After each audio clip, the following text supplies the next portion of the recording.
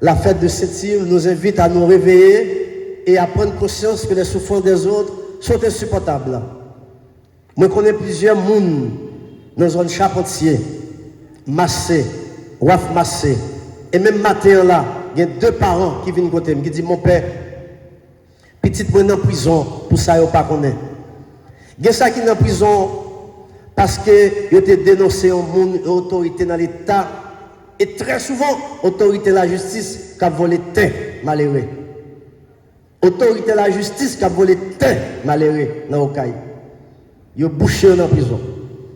Ils ont bouché en prison parce qu'ils étaient souterrains dans le moment où ils étaient venus, ils étaient fait descendre des lieux. Ils étaient là, soit à passer comme paysans, comme éleveurs, comme cultivateurs, ils étaient dans une zone non. Parce qu'ils n'ont pas compris la réalité, ils mettaient monsieur, ils sont en prison juste aujourd'hui. Et il y a qui étaient collaborateurs, qui travaillent avec moi, Charpentier. Il y a des parents qui ont demandé, ça m'a fait. Moi, je dis, je t'ai fait qui choisit dans un pays côté le dialogue est important. Dans un pays côté le dialogue est valeur. Dans un pays côté justice est distribué. À qui justice est due? Dans un pays côté moun ka côté moun. Mais en Haïti, ce n'est pas le cas. Et moi je senti moi impuissant devant la réalité ça. Donc ce matin, nous avons la joie de célébrer Saint-Yves, lui qui a vécu pleinement le commandement de l'amour de Dieu, en découvrant le pauvre dans le Christ, en découvrant le pauvre dans l'orphelin, mais en découvrant le pauvre dans l'orphelin, c'est le Christ qu'il découvre.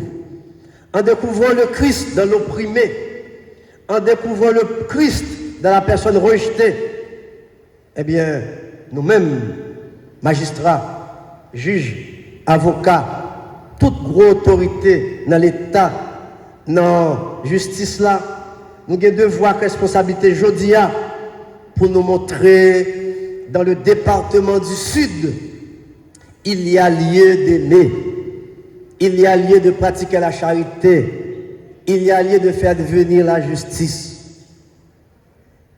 Yves Saint-Laurent disait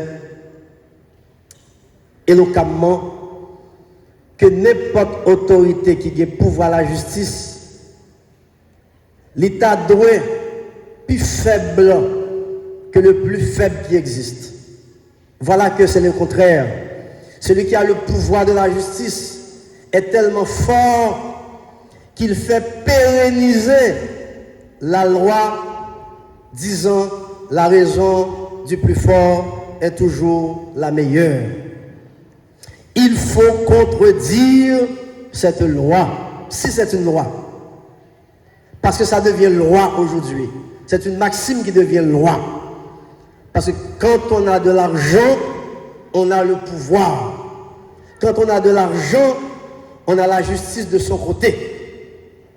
Et ceux qui n'ont pas d'argent et qui sont innocents. Et ceux qui n'ont pas d'argent et qui méritent la justice. Ça semblait, à parole de Saline, te répété dans la ville des Cailles ou dans le sud. Et les Africains, les Noirs, ceux qui ont lutté pour nous donner un pays, n'auront-ils donc rien en fin de compte? Cette parole est d'actualité jusqu'à aujourd'hui. Nous venons de célébrer les 223 ans de notre bicolore autour de l'unification, mais c'est la division. Autour de la fraternité, c'est la discrimination. Autour de la solidarité, c'est le sauve qui peut. Finalement, est-ce que les discours tiennent aujourd'hui encore? Et que devons-nous faire pour passer de discours à l'acte? Le modèle de notre comportement professionnel a fait que les citoyens retrouvent confiance en leur avocat dans la justice de leur pays. Sachez alors que le droit n'est pas seulement une profession, c'est une mission. Inspirez-vous donc de ceci, cultivez le sens de la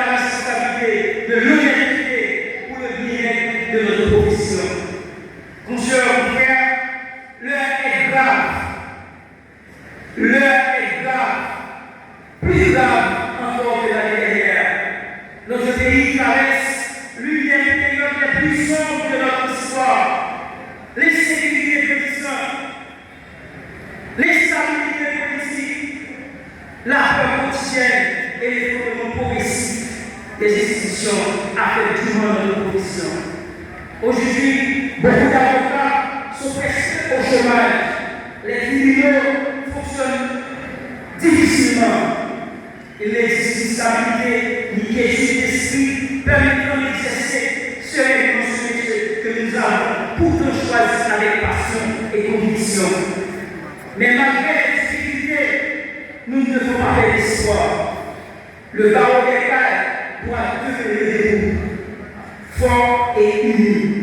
Il est temps pour nous de nous asseoir autour du même table afin de concrétiser nos rêves communs. Bannissons les divisions et privilégions la solidarité fraternelle. C'est un barreau désunis est un barreau affaibli, tandis que le barreau uni peut devenir une véritable force morale au service de la société.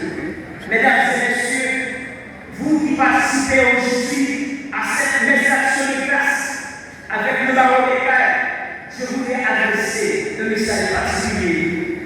Le changement de notre chère Haïti dépend de chacun d'entre nous. Arrêtez de laisser la faute sur un groupe car nous avons tous d'une même ou d'une autre manière, même pas notre passivité aux crises actuelles, contribue à ce chaos sans précédent. Même si certains compatriotes méritent d'être jugés plus sévèrement que d'autres. Un fait certain, notre pays souffre.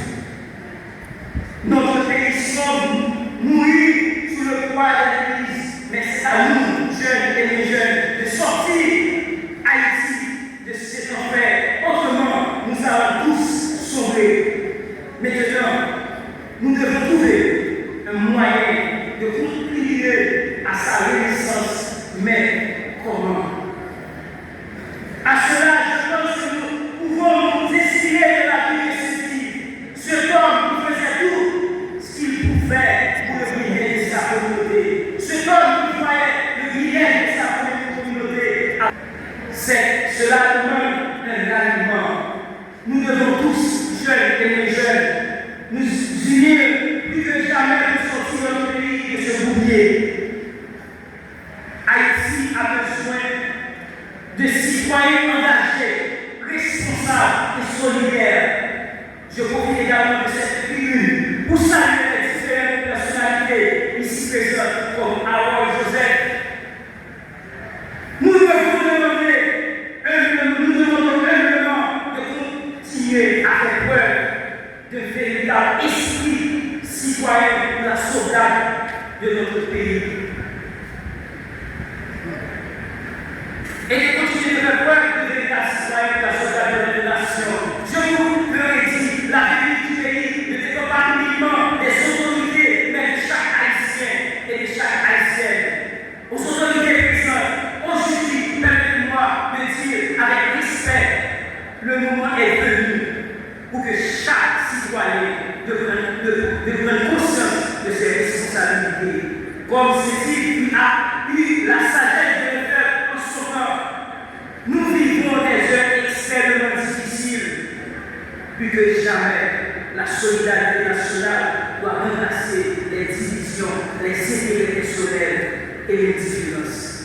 Consoeurs et confrères du barreau des Cailles, nous refusons de perdre espoir dans cette noble profession, malgré les épreuves, malgré les aléas et malgré les difficultés auxquelles nous faisons face au quotidien. Restons fermes, inébranlables et solidaires afin de résister aux assauts de cette société en crise. Permettez-moi de terminer avec quelques citations inspirantes. La justice, on a dit ça, la justice c'est l'éducation.